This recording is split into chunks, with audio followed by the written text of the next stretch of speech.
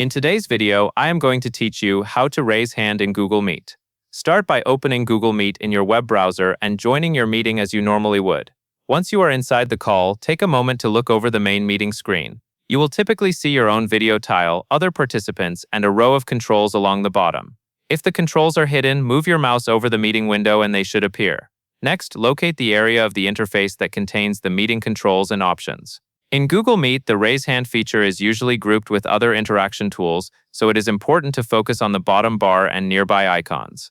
Click the highlighted area that opens more meeting options. This brings up additional tools that are not always shown on the main control row. After that, check the top area of the meeting window where your profile or account indicator appears. Click your account area to confirm you are using the correct signed-in account for the meeting.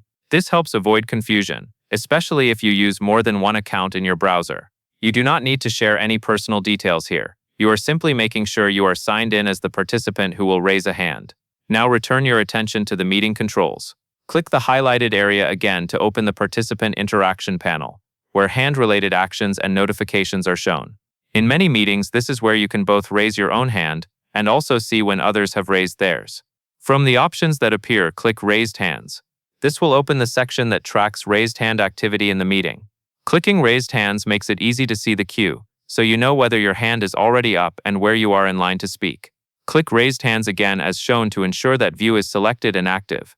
In some layouts, you may need that second click to fully open the panel or switch into the Raised Hands tab.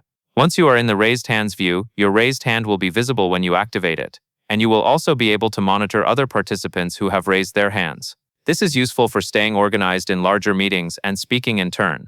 And that is all there is to it.